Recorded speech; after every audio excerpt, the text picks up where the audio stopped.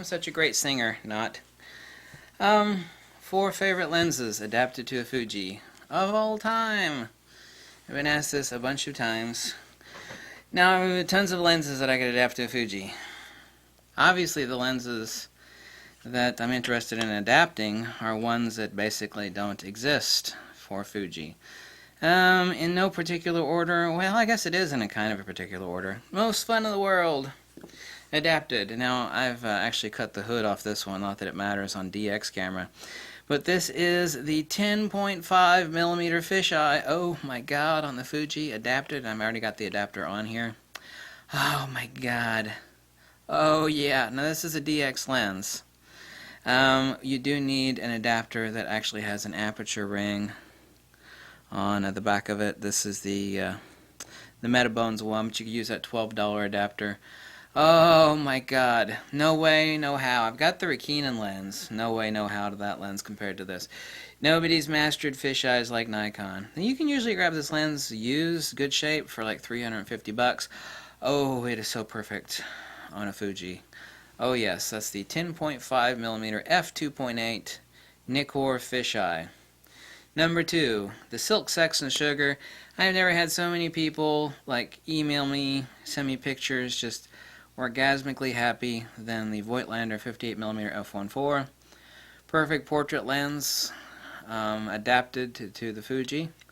Basically looking at an 85mm lens, basically. Well, this lens is unstoppable. I was told by the importer a couple days ago that the new version of this, which is like $100 higher, will be in sometime next month. When specifically, I don't know. So yes, thankfully it's still made.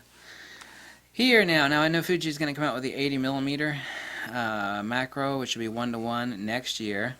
But until then, this lens is exquisite. It's 150mm field of view adapted to the DX Fuji. But this is the 100mm f2.8 Takina. Perfect lens for use in macro or just general use on the Takina. I could lock in and stop and not get any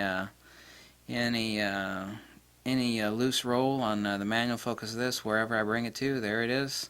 Of course, typically in macro, what you do is you get in with about 95%, and then you rock back and forth a little bit until you nail it. And with focus peaking, that makes macro with this lens extremely easy. No more fun than this, and this is very lightweight. Even though it looks really huge, it's very, very lightweight. Oh, the fun. Oh, the donut bokeh. This is the NIKKOR 500mm f8 mirror lens. Now, this is the last edition, as you could tell, because it has the orange ring around the base of it.